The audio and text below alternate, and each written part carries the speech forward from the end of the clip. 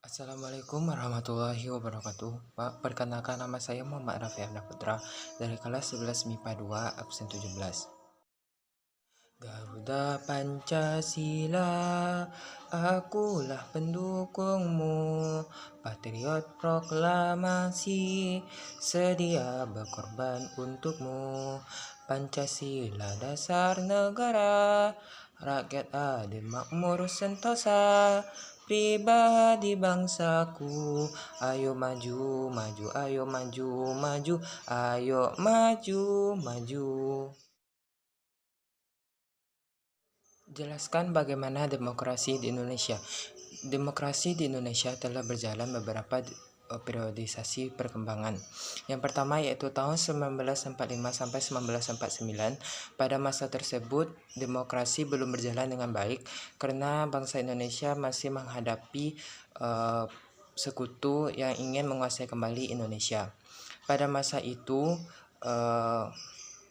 partai telah tumbuh dengan cepat dan telah ada pers yang mendukung untuk revolusi kemerdekaan. Selanjutnya yaitu pada tahun 1949 sampai 1959. Ini dinamakan juga dengan demokrasi parlementer karena parlemen memiliki peran yang sangat penting dan sangat tinggi dalam bidang politik.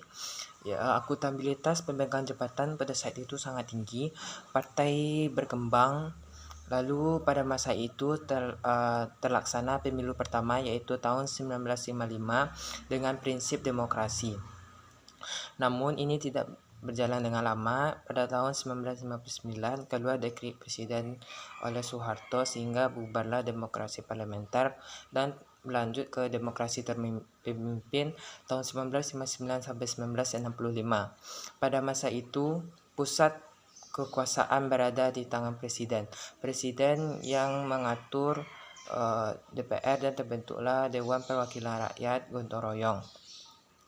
Hak dasar rakyat pada saat itu sangat lemah dan partai mengabur dan berakhir demokrasi ini pada tahun 1965 pada saat G30 SPKI. Lalu selanjutnya yaitu 1965 sampai 1998 atau disebut juga Orde Baru dengan disebut juga dengan konsep demokrasi Pancasila.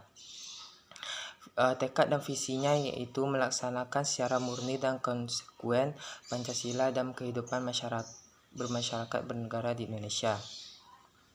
Pada masa ini rakyat dapat secerca harapan karena setelah peristiwa G30 SPKI, Soeharto keluar sebagai pahlawan. Pada masa ini telah terjadi beberapa kali pemilu, tetapi pemilu ini jauh dari semangat demokrasi. Pada periode ini, Soeharto merupakan pusat dari kekuasaan. Dia mengemban sebagai presiden dan sebagai mandataris MPR dan juga mengatur lembaga struktur lainnya seperti DPR, MPR, dan lain-lain. Pada masa ini kebebasan pers sangat rendah dan ini berakhir setelah turunnya Soeharto tahun 1998 dan masuk ke dalam era reformasi, yakni 1998 sampai dengan sekarang dengan berdasarkan demokrasi Pancasila. Demokrasi Pancasila pada saat sekarang ini dengan semangat religius, gotong royong, keadilan rakyat, dan kesejahteraan. Pada saat itu, pada awalnya telah terlaksana pemilu tahun 2004, pemilu yang dipilih langsung oleh rakyat, dan ini sudah sesuai dengan paham demokrasi, yaitu kekuasaan berada di tangan rakyat, kedaulatan berada di tangan rakyat. Namun pada saat sekarang ini yaitu demokrasi Pancasila sekarang masih terjadi penyelewengan, yakni beredarnya isu sara yang dapat memecah persatuan dan kesatuan bangsa dan terjadinya korupsi, kolusi, nepotisme oleh anggota Dewan Perwakilan Rakyat. Namun itu semua dapat kita asasi dengan semangat dan persatuan kita, karena demokrasi pada saat ini masih dalam tahap penyempurnaan, dan kita sebagai rakyat Indonesia bahu-membahu untuk mewujudkannya agar terwujud negara Indonesia yang makmur, adil, dan sejahtera. Pelajar harus mengetahui tentang demokrasi. Kita sudah tahu bagaimana sejarahnya dari tahun 1945 sampai sekarang.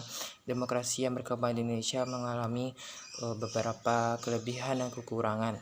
Kita sebagai pelajar harus mengetahui apa itu demokrasi. Demokrasi adalah sarana pelaksana kedaulatan rakyat. Jadi, agar kita dapat melaksanakan kewajiban dan hak-hak kita terpenuhi dalam kehidupan berbangsa dan bernegara. Agar nilai-nilai demokrasi dapat kita terapkan dalam kehidupan sehari-hari, sehingga cita-cita dalam pembukaan undang-undang dapat kita capai dan dapat membuat kehidupan berbangsa dan bernegara berjalan dengan aman sentosa, adil, dan makmur.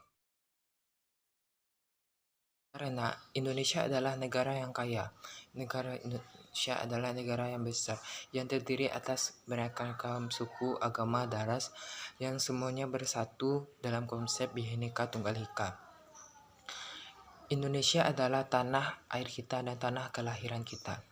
Indonesia terdiri atas banyak potensi, dan kita harus bangga dengan semua potensi tersebut, dan kita gali potensi tersebut dengan paham Pancasila, agar potensi tersebut dapat mengantarkan Indonesia menjadi negara yang maju, aman, dan sejahtera untuk seluruh rakyat Indonesia. Terima kasih. Assalamualaikum warahmatullahi wabarakatuh.